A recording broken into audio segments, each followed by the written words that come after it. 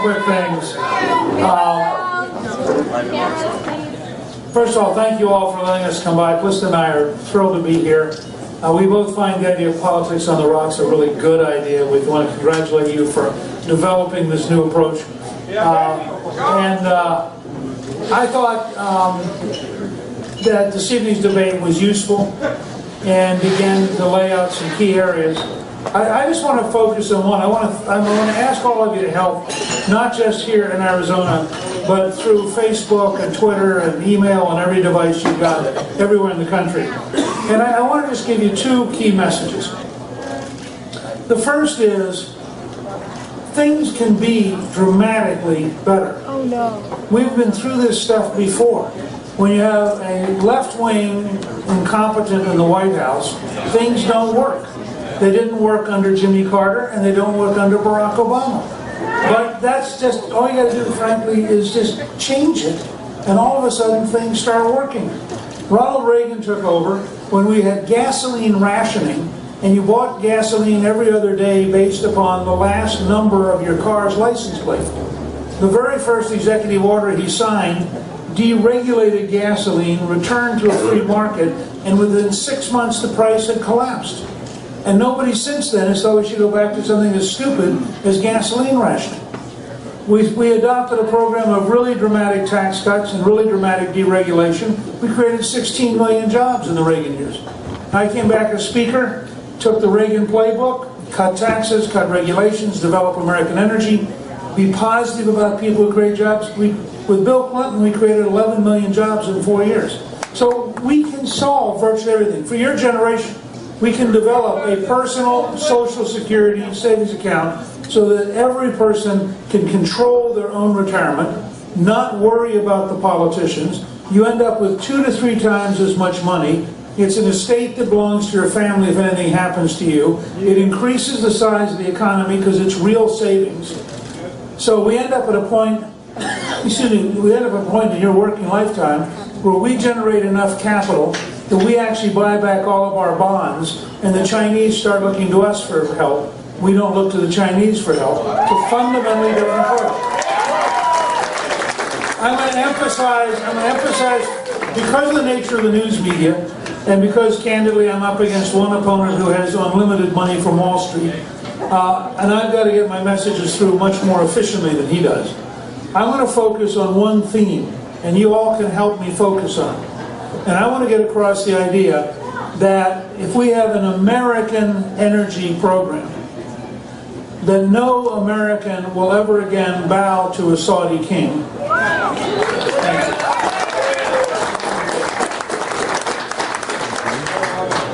And in addition, this is what happens if we have a really aggressive American energy program. One, we create well over 1 million new jobs in the U.S. because we keep $500 billion at home that we're sending overseas every year, so we have a lot more jobs in America. This starts with the Keystone Pipeline, which is easy. Just say yes to the Keystone Pipeline, and you automatically start cutting it.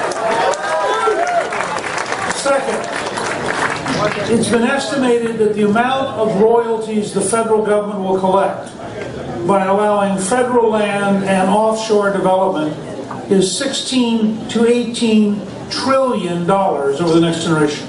That's literally the size of the entire national debt. That's how much we could get with no tax increase by simply allowing the development of our own resources. And we would become the largest oil producer in the world by the end of this decade, bigger than Russia, bigger than Saudi Arabia. 3, it means we can say to the Saudis and the Iranians and the Venezuelans, we have no particular reason to worry about your opinion, and we are prepared to tell you, quit sponsoring terrorism or really bad things will happen to you.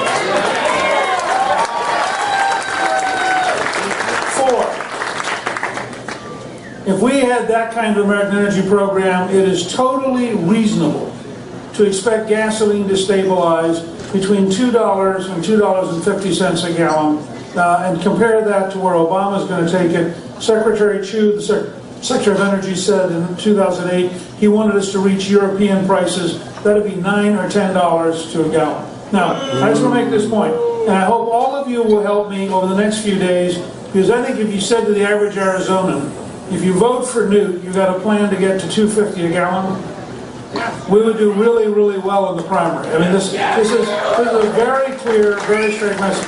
I developed Drill Here, Drill Now, Pay Less in 2008. Got 1,600,000 signatures, changed the whole debate into a Wall Street collapse. And I have a very simple principle to say to the president. You cannot put a gun rack in a vault. The American people want the right to choose the car or truck they want to buy, not the one Barack Obama wants them to buy. And I think that it's very important for us to be the party that wants you to have energy for national security, energy for jobs, energy for lower cost gasoline, and for you to have the freedom, if you go out and work and it's your paycheck, you get to spend it the way you want, not the way Barack Obama wants. So, I'll just close it. I just did a 30-minute speech, which is available online if you go to newt.org. There's a 30-minute speech which outlines an entire energy program. All I ask you to do is go to your Facebook account and your Twitter account, just put out Newt equals $2.50 a gallon gasoline. Go to newt.org and learn more. That's all I ask you to do. If you will help us do this one simple thing, I think you'll be amazed how across the country we start getting our message out. We are thrilled to be here tonight. We've got to go a couple more places, but thank you very, very much.